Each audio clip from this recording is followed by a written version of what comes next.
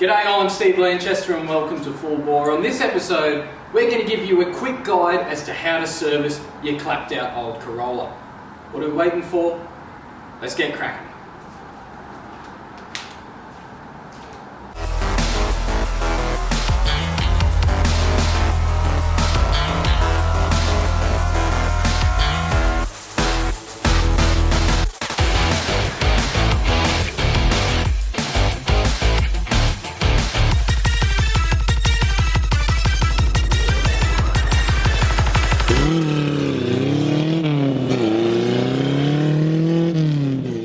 So as previously stated before the intro kicked in, we're going to do a quick service on this Toyota Corolla, and some of you may be thinking, hey, this is Full Bore. Why am I being taught how to do stuff? Well, you know, mechanical sympathy is probably not the first thing you'd think about when you think of Full Bore, but when you're trashing a car like this, it is a good idea to know how to take care of it so that you can trash it some more later on. So that's what we're going to do, teach you guys a thing or two about how to trash your car for longer. Yes.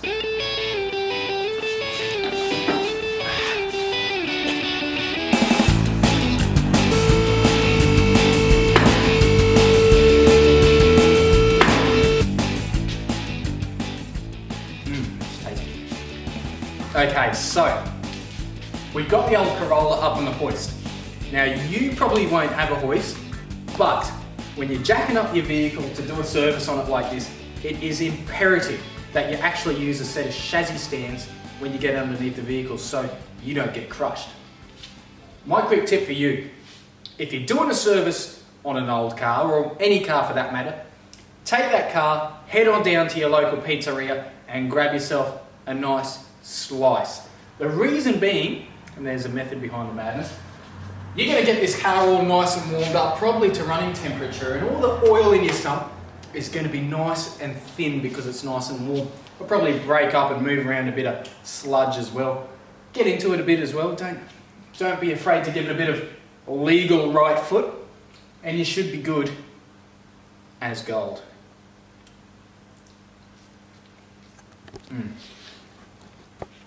Yeah, some little pizza. Okay, so the KE70 is a real car, and I'll tell you why. The engine is up the front, the skids are out the back. Engine up front, skids down the back, and that constitutes a real car because it is, of course, a rear-wheel drive vehicle. And I'm bringing that up because my sump is just here and my gearbox sump is way down here, and it's pretty hard to get them mixed up. In some front-wheel drive cars, even old ones, which we're sort of aiming towards because old cars are cool, your gearbox sump is around about here and then your engine sump is here, and it's pretty easy really in the grand scheme of things to get them mixed up. You don't want to do that because you'll drain all your transmission fluid and then you'll put 4.3 litres in your engine oil. And that's not good because you're driving around with no gearbox oil and double the engine oil, which can cook your car pretty good. What you find with a lot of old cars, the sump plug's probably been gacked. And if it hasn't, you don't want to gack it, so just make sure that the spanner or socket that you use on that sump plug is right the first go. Now for the yummy bit.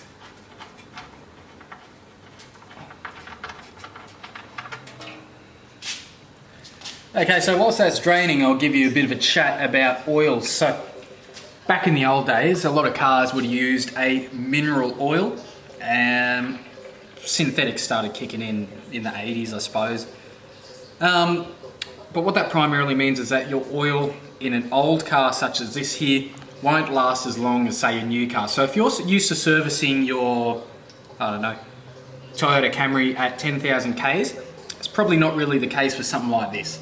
So the oil has only been in this bad boy for around about 3,500 Ks, and that's probably a little bit of a premature service.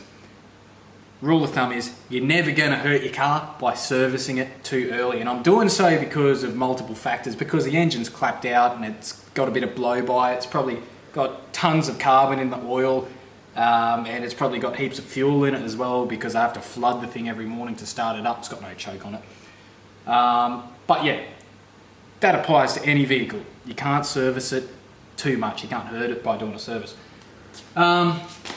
With this bad boy, pretty much the cheapest oil I can find on the shelf and the cheapest oil filter. And the reason being is because this motor was designed in 1956. It doesn't need brilliant stuff. But with old cars, you can go wrong, and I'll tell you why. This particular motor has a flat tappet cam, and it needs a lot of zinc in the oil. So oils like your HPR 30 through Penrite or your Castrol GTX 20W50, they're good oils for old cars like this because they've got heaps of zinc, sort of, I don't know whether, it's not really emulsified, I don't know what you call it. But the reason being is that back in the 80s when catalytic converters started coming in, they block up because of all the zinc in the oil, so they actually sort of phased out really zinky oils as catalytic converters came in and flat tappet cams started getting phased out. So if you've got any concerns about what sort of oil you should use, head online to your corresponding oil brand that you like, and they'll generally have an oil guide online or in your favourite parts shop or something like that. Even your user's manual will have it. So with this bad boy, the cheapest stuff, it's got heaps of zinc in it, should be right. So this particular sump plug washer is in actually pretty good nick. I mean, if you want to do it mega proper, you'd probably replace it every single time, but this one's only been on here for one service and I'm pretty happy with it. I'll just pop that bad boy back on. And of course, nip it up. Not super tight. You don't want to strip the thread in your sump because that's a bad thing, and you don't want to round off the plug. So you feel it go up and then it'll just suddenly get tight. You just nip it up just a tiny bit more and you should be good.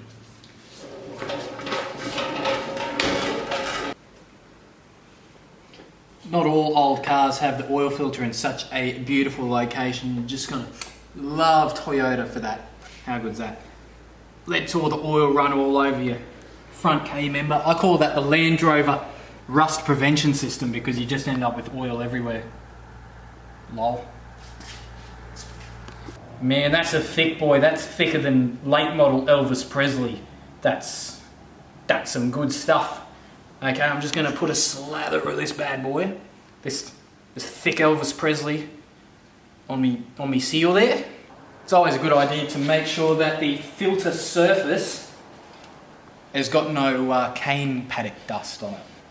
Because, you know, if you've got an old car, if you're using it properly, it's going to be covered in cane paddock dust. I'll screw this bad boy on. You don't want to reef on this bad boy with any sort of tools or anything. You just want to make sure she nipped up hand tight. I'm chucking some 25W60 in this bad boy. Because this motor is finna clacked, it's got blow by, it blows a bit of smoke, all the tasty things that you want in a nice, healthy motor. So yeah, gonna chuck this bad boy in. Once again, any queries about what oil you should use, consult an internet guide or use the guide in your local auto parts store. And say for instance, if your car's got a heap of Ks on it, generally that guide will give you a fair selection of oils. Probably a good idea to go for the thicker ones. So the higher the number on the oil bottle, the thicker the oil. Pick one that's specified for your vehicle, but with the higher numbers on it. So say for instance, there might be a 10W40, there might be a 25W60 or something like that. They might be both specified for your car. Choose the thicker one if you've got heaps of Ks.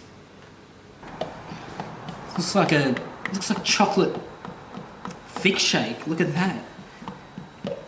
That's truly a thing of beauty. When you're online to find what sort of oil goes inside your vehicle, also look at the refill capacity, and that will generally include the oil filter as well. So say for instance this car I think is like 3.6 litres. I can't remember off the top of my head. So I've put that amount of oil in there. I've of course checked the dipstick. And it's saying that, yeah, we're pretty much spot on. The next part that you've got to do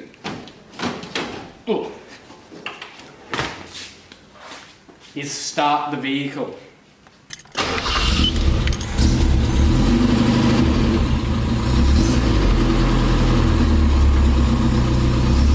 Hey! Yeah, boy. So after you started your vehicle, it's pretty important to check the dipstick one last time now that the oil filter is filled, because my Z9 takes a pretty large capacity. So, oops. That's spot on, bro.